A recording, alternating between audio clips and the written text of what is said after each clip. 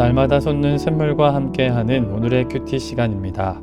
4월 20일 목요일, 오늘의 말씀은 사무엘상 21장 1절에서 9절 말씀입니다. 제21장.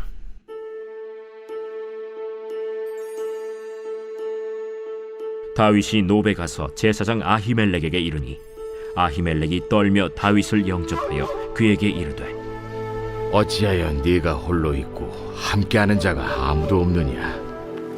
왕이 내게 일을 명령하고 이르시기를 내가 너를 보내는 것과 네게 명령한 일은 아무것도 사람에게 알리지 말라 하시기로 내가 나의 소년들을 이러이러한 곳으로 오라고 말하였나이다. 이제 당신의 수중에 무엇이 있나이까? 떡 5덩이나 무엇이나 있는 대로 내 손에 주소서. 보통 떡은 내 수중에 없으나 거룩한 떡은 있나니 그 소년들이 여자를 가까이만 하지 아니하였으면 주리라.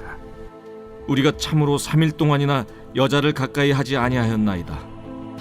내가 떠난 길이 보통 여행이라도 소년들의 그릇이 성결하겠거든 하물며 오늘 그들의 그릇이 성결하지 아니하겠나이까? 제사장이 그 거룩한 떡을 주었으니 거기는 진설병 곧 여호와 앞에서 물려낸 떡밖에 없었습니다. 이 떡은 더운 떡을 드리는 날에 물려낸 것이더라. 그날에 사울의 신하 한 사람이 여호와 앞에 머물러 있었는데 그는 도액이라 이름하는 에돔 사람이요 사울의 목자장이었더라. 다윗이 아히멜렉에게 이르되 여기 당신의 수중에 창이나 칼이 없나이까? 왕의 일이 급함으로 내가 내 칼과 무기를 가지지 못하였나이다. 네가 엘라 골짜기에서 죽인 블레셋 사람 골리앗의 칼이 보자기에서여 에봇 뒤에 있으니 네가 그것을 가지려거든 가지라. 여기는 그것밖에 다른 것이 없느니라. 그 같은 것이 또 없나니 내게 주소서. 새로운 아침입니다. 엘로힘 미스카비, 하나님이 나의 요새이십니다. 본문을 보면서 이런 질문이 한 가지 떠오릅니다. 다윗이 하나님 마음에 맞는 사람이라고 그의 모든 행위가 하나님 마음에 맞았을까? 라는 질문입니다. 성경은 분명 다윗을 하나님의 마음에 맞는 사람이라고 표현합니다.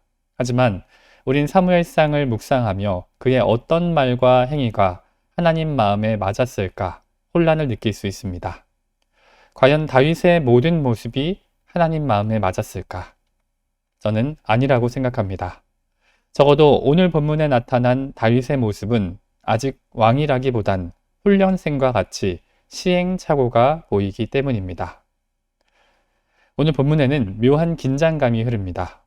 그것은 본문 자체로 인한 불안감이라기보다는 본문 배경 정보들로 인한 압박감입니다. 본문을 표면적으로 보면 아주 가벼운 이야기입니다. 다윗이 높 지역에 가서 의식주 문제를 해결함으로 어려움을 한곱이 넘겼다는 내용 말입니다. 다윗의 임기응변으로 이것이 가능했다고 쉽게 넘어갈 수도 있습니다.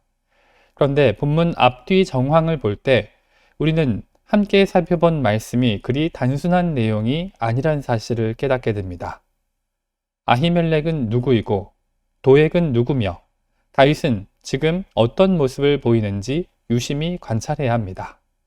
오늘 말씀을 통해 하나님을 향한 분명한 신뢰가 회복되는 은혜가 있기를 소망합니다. 사무엘상 19장 이후 다윗은 사울을 피해 도망 중에 있습니다. 처음엔 예루살렘에서 라마나요스로 그리고 다시 예루살렘으로 돌아온 다윗은 이제 오늘 본문 1절에 높 지역으로 도망가게 됩니다. 높은 산이나 언덕을 뜻하는 단어로 예루살렘에서 약 3.2km 떨어진 곳입니다. 우리 안천교회에서 지도상 거리를 재어보니 딱 병점 중심 상가까지가 3.2km입니다.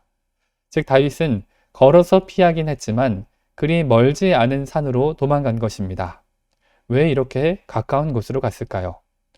다윗은 영구적인 은신처가 아니라 일시적인 피신처를 찾은 것입니다. 그는 이미 며칠을 숨어 지내며 제대로 된 음식조차 섭취하지 못했습니다.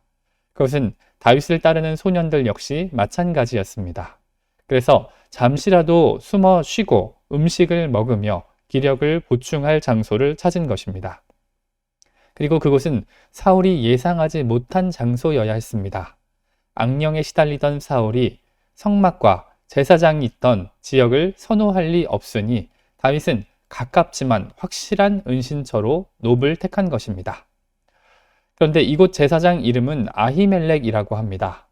우린 본문을 통해 그가 다윗을 위해 1절로 2절까지 휴식처를 제공했고 3절로 6절까지 음식을 마련했으며 8절로 9절까지는 무기를 공급한 것을 알게 됩니다. 그런데 이 아히멜렉은 대체 누구입니까?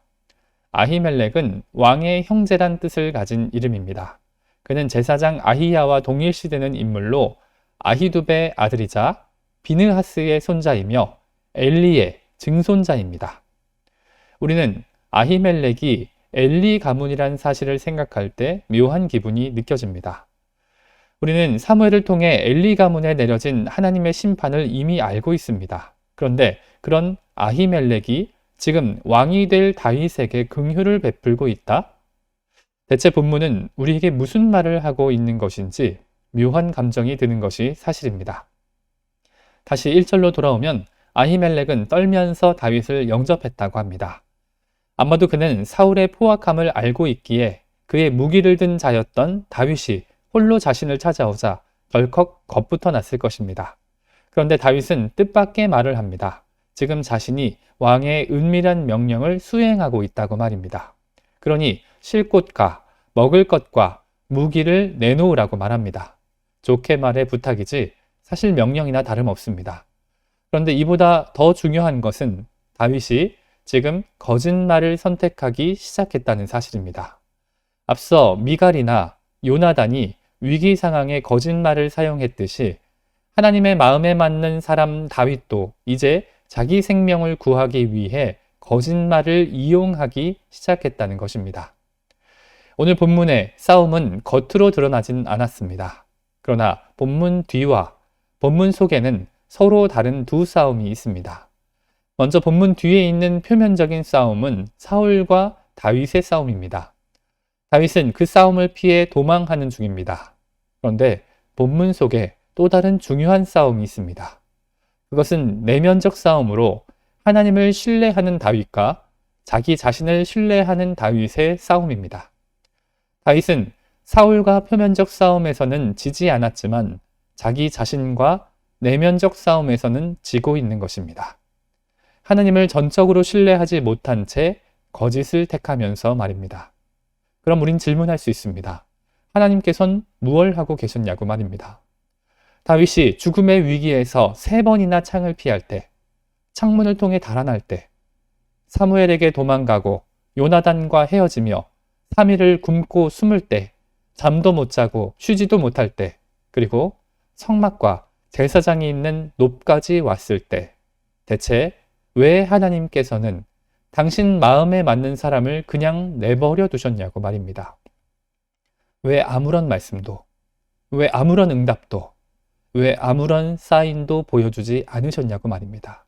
심지어 그곳에는 사울의 신하이자 목자장 도액까지 숨어 있었는데 말입니다. 그래서 우리는 분명히 알아야 합니다. 지금 다윗이 어떤 상태인지 말입니다. 다윗은 지금 훈련 중입니다. 인간 나라 왕이 되기 위한 훈련이 아니라 하나님 나라 종이 되기 위한 훈련을 받고 있다는 사실 말입니다. 다윗은 지금 자기 지혜나 용기나 무용이나 구변이 아니라 하나님만 신뢰하는 훈련 중이라는 사실 말입니다. 다윗은 환경이나 친구나 가정이나 여건을 보지 않고 하나님만 바라보는 훈련 중이란 사실 말입니다. 하나님께서 다윗을 자기 마음에 맞는 사람으로 보셨듯이 다윗도 스스로 하나님 마음에 맞는 사람이 되기 위해 훈련 중이라는 사실을 알아야 합니다.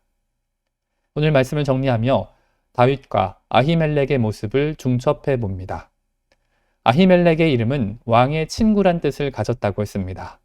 그리고 아히멜렉은 저주받은 엘리 가문이라고도 했습니다. 그런데 이 아히멜렉이 오늘 다윗을 돕게 됩니다. 그렇다면 오늘 본문을 한 줄로 요약하면 이렇게 됩니다. 저주받은 왕의 친구가 장차 임할 왕을 도왔다라고 말입니다. 뭔가 기분이 묘하지 않습니까? 왕이 될 다윗은 거짓말로 자기 생명을 연명하고 있고 저주로 죽을 제사장은 왕의 친구가 되어 그를 돕기 위해 자기 가문의 목숨까지 걸고 있다는 사실 말입니다. 본문의 저자는 본문의 묘한 긴장감과 아이러니를 우리가 해결해야 할 숙제로 남겨두었습니다. 본문의 다윗은 분명히 훈련 중입니다. 하나님을 끝까지 신뢰할 수 있는가? 아니면 자신을 신뢰할 것인가? 다시 처음 질문으로 돌아갑니다. 다윗이 하나님 마음에 맞는 사람이라고 그의 모든 행위가 하나님 마음에 맞았을까? 우린 아직 그의 모습이 온전히 하나님을 신뢰하고 있지 못하다는 사실을 깨닫습니다. 마치 저와 여러분처럼 말입니다. 오늘 저와 여러분은 우리 앞에 있는 긴장과 염려 속에 누굴 바라보고 있습니까? 내 앞에 두려움과 불안함 속에 누구를 신뢰하고 있습니까? 하나님께서는 저주받은 가문을 통해서라도 당신의 백성을 돌보시고 있는데 우린 지금 무엇을 의지하고 있습니까? 이 땅에서 저와 여러분도 아직 훈련 중임을 기억하길 원합니다. 아직 우리 신앙은 성장하고 있다는 사실을 명심하길 원합니다. 어떤 상황에서도 하나님만 바라보고 하나님만 신뢰하는 은혜가 저와 여러분 가운데 있기를 간절히 소망합니다.